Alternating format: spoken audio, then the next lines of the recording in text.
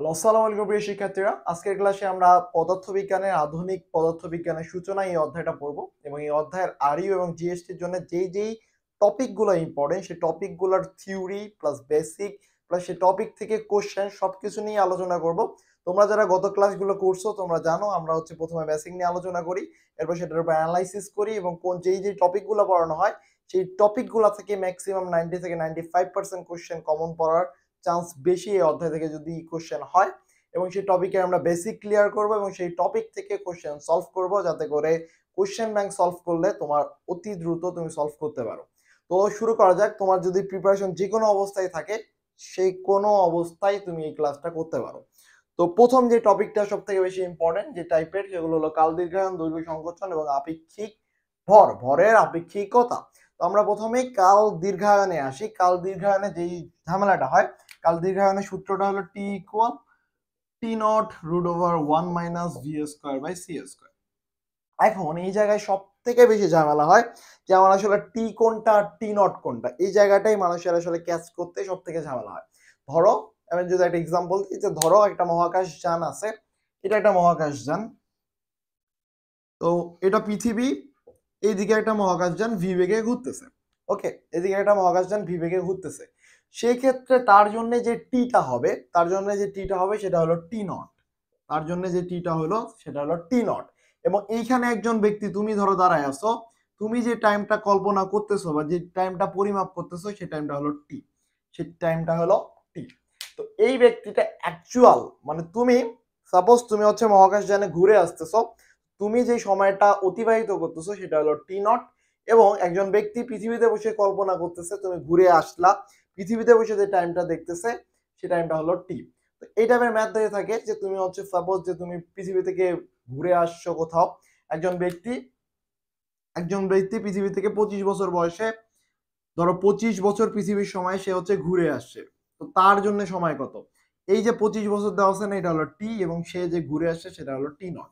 ওকে, তো এই টাইপের কোশ্চেন হয়ে থাকে। আমরা যখন এক্সাক্ট কোশ্চেন গুলো সলভ করতে যাব তখন দেখবো। তো প্রথম কোশ্চেনটা একটু দেখি। কোশ্চেনটা কি বলছে? প্রথমটাই হলো কাল দীর্ঘায়ন, প্রথম দুটা শব্দ। তো এই যে এই টপিক থেকে কিন্তু মাস্ট বি কোশ্চেন হয়। সো এই টপিকটা অনেক বেশি ইম্পর্টেন্ট, এই টপিকগুলো অনেক বেশি ইম্পর্টেন্ট। তুমি কোশ্চেন ব্যাংক খুললেই দেখবে এই টপিক থেকে অহরহ কোশ্চেন আছে প্রতি বছর। প্রথম কোশ্চেনটা দেখো যে কত বেগে চললে মহাশূন্য যানে 2 দিন অতিবাহিত পৃথিবীর 4 দিনের সমান। মহাশূন্য যানে 2 দিন অতিবাহিত করছে, তার মানে ওই ব্যক্তি মহাশূন্য যানে 2 দিন অতিবাহিত করছে, তার মানে টি নট হলো 2 ডেজ এবং টি হলো 4 ডেজ। টি হলো 4 ডেজ। সূত্র কি? T equal t nought root over 1 minus V square by C square. T কত? 4। তোমার কাছে জানতে চাইছে আসলে ভি কত। Root over 1 minus V square by C square equal t nought by t. এখন জাস্ট তুমি মান বসাবা এবং ম্যাথটা সলভ করবা। তো প্রবলেম কোথায় হয় এটাই বলতেছে যে টি নট। টি নট হচ্ছে কি, যে মহাশূন্য জানে যে ঘুরছে এটা হলো টি নট, আর 4 দিন যে ঘুরছে টি।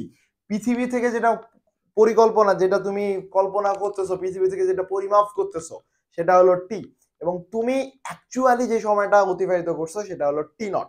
তুমি মহাশূন্য যানে আসো, মহাশূন্য যান যে সময়টা অতিবাহিত করে, অর্থাৎ ভি বেগে তুমি যে টাইমটা অতিবাহিত করতেছো সেটাই হলো টি নট। এটা বারবার বলার কারণ হলো এই জায়গাটা মানুষের ঘুরায় যায়, পেঁচায় যায়, এই জায়গাটাই ভুল করে আসে পরীক্ষার হলের মধ্যে। এরপরের ম্যাথ দেখি। 25 বছর বয়সে 1.8 মিটার পার সেকেন্ড ভি দেওয়া আছে বেগে ভ্রমণ করে পৃথিবীর হিসাবে 30 বছর, পৃথিবীর হিসাব মানে কি টি, তার বর্তমান বয়স কত?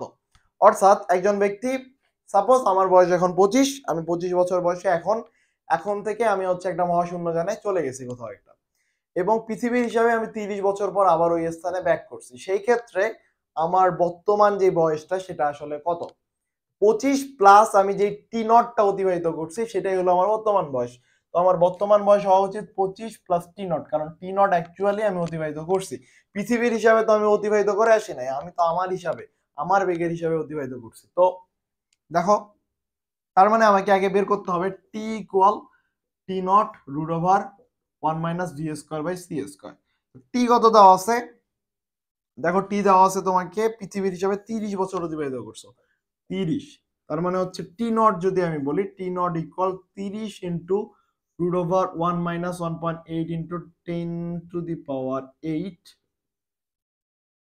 by 3 into 10 to the power 8 এটা তো এটা গুণ করলে এটা ক্যালকুলেশন করলে 0.6 অর্থাৎ 24 ইয়ার্স তার মানে আমার বর্তমান বয়স হলো 25 প্লাস 24 49 ইয়ার্স ওকে এটাই হলো আমার কাঙ্ক্ষিত অ্যান্সার এটাই হলো আমার কাঙ্ক্ষিত সেই অ্যান্সার ওকে এবার আসি নেক্সট কোশ্চেনে নেক্সট যে টপিকে দৈর্ঘ্য সংকোচন হলো এমন একটা বিষয় যে ধরো এটা একটা মাঠ এখান দিয়ে তোমার একটা মহাকাশযান যাইতেছে ভি বেগে আলোর কাছাকাছি কোনো একটা বেগে সে কিন্তু তোমার এটা যদি এল হয় সে কিন্তু এল পরিমাণ দৈর্ঘ্য দেখবে না সে এর থেকে একটা ছোট দৈর্ঘ্য দেখবে অর্থাৎ সামথিং কিছু একটা কম দেখবে তোমার যদি 10 মিটার হয় সে হয়তো বা 8 মিটার দেখবে এই যে দৈর্ঘ্যটা কম দেখতেছে বা দৈর্ঘ্যটা কম পরিমাপ করতেছে ভি বেগে যাওয়ার কারণে আলোর কাছাকাছি বেগে যাওয়ার কারণে এই বিষয়টাকে বলা হয় দৈর্ঘ্য সংকোচন দৈর্ঘ্য সংকোচনের সূত্র হলো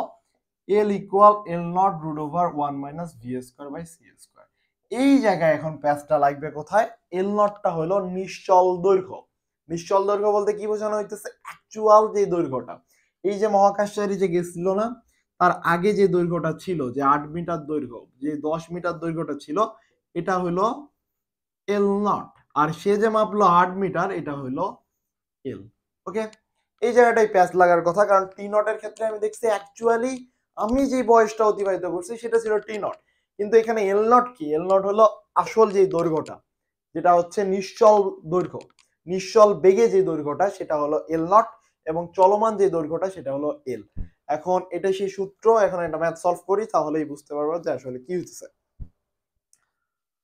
এই কোশ্চেনটা দেখো কোশ্চেন নাম্বার 3 কত বেগে চললে একটি রকেটের গতিশীল দৈর্ঘ্য নিশ্চল দৈর্ঘ্যের অর্ধেক হয় তোমার কাছে জানতে চাইছে ভি তুমি জানো l equal l nought root over 1 minus V square by C square বলছে নিশ্চল দৈর্ঘ্যের অর্ধেক হয় তার মানে এটা হবে হাফ এল নট এটা হলো আমার চলমান দৈর্ঘ্য বারবার লিখে দিচ্ছি চলমান দৈর্ঘ্য কখনো ভুল করবা না পরীক্ষার মধ্যে নিশ্চল দৈর্ঘ্য এই জিনিসটা ভুল করবা না পরীক্ষার মধ্যে বি কেয়ারফুল যে এটা হলো নিশ্চল দৈর্ঘ্য এটা হলো চলমান দৈর্ঘ্য তো এখানে হাফ হাফ বাদ তাহলে হচ্ছে root over 1 minus V square by C square তাহলে 1/4 1 minus V square by C square that's it 3/4 তাহলে হচ্ছে রুট 3/2 সি এটা হলো ভি এটাই হলো তোমার সেই কাঙ্ক্ষিত অ্যান্সার ওকে এবার আসি ভরের আপেক্ষিকতা ভরের আপেক্ষিকতার যে কনসেপ্টটা সেই কনসেপ্টটা হলো যে আমার যদি আলোর বেগের কাছাকাছি আমি চাই কোনো একটা বস্তু চলমান করি সেক্ষেত্রে ভরের একটা পরিবর্তন লক্ষ্য করা যায় ভরের একটা চেঞ্জ হয় এবং এই চেঞ্জটাকে বলা হয় ভরের আপেক্ষিকতা এই জিনিসটা আইনস্টাইন প্রথম চিন্তা ভাবনা করছিল এবং সেখান থেকে আসছিল ডেল এন সি স্কয়ার অর্থাৎ ভরের পরিবর্তনের কারণে আমার একটা শক্তি উৎপাদিত হইতেছে তো আমার ভরের যে আপেক্ষিকতার যে সূত্রটা সেটা হলো M equal M not root over 1 minus V square by C square এটা হলো ভরের আপেক্ষিকত সেই কাঙ্ক্ষিত সূত্র এখন এম নট কি এম নট হলো নিশ্চল ভর নিশ্চল ভর নিশ্চল ভর সূত্রগুলো কিভাবে আসছে এটা এখন জানার কোনো দরকার নাই কারণ তোমার পরীক্ষায় কোনো কালে প্রতিবেদন আসবে না তুমি যদি এখন এইচএসসি তে থাকতা আমি অবশ্যই তোমাকে সূত্র প্রতিবেদন করাইতাম বাট তুমি এইচএসসি তে নাই তোমার সামনে এক্সাম তোমার এখন জানতে হবে তোমার সূত্রগুলোতে আসলে কি কি প্রয়োগ করতে হবে এবং সেই সূত্রগুলো কিভাবে প্রয়োগ করতে হবে এতটুকু জানলেই হবে এম হলো চলমান ভর চলমান ভর ওকে এখন তুমি যদি একটা কোশ্চেন সলভ করি যে একটা ইলেকট্রনের 0.99 সি গতিশীল হলে চলমান ভর কত তোমার কাছে আসলে চলমান ভর চাইছে তার মানে তোমার কাছে এম জানতে চাইছে এম ইকুয়াল হচ্ছে M not root over 1 minus 0.99 C তার উপরে square by C C C বাদ এখান থেকে ক্যালকুলেশন করলে যা হবে সেটাই তোমার হলো কাঙ্ক্ষিত অ্যান্সার মেবি এটা করতে গেলে তোমাকে ক্যালকুলেটর লাগবে এবং এটা যেখানে ফার্স্টে মনে আসছিল এবং ক্যালকুলেটর ইউজ অ্যালাউড ওকে তুমি জাস্ট এই সূত্রটা ফেললেই তুমি একটা কিন্তু সলভ করে ফেলতে পারতেছো এখন তোমার কাজ হলো এই মোমেন্টে এই যে টপিক যে তিনটা করাইছি না এই তিনটা টপিক এই অধ্যায় সব থেকে বেশি ইম্পর্টেন্ট তিনটা টপিক এর বাইরে যে এক্সট্রা রিলেটেড টপিকগুলো আছে এগুলো তোমাদের পরীক্ষায় খুব একটা বেশি আসে না।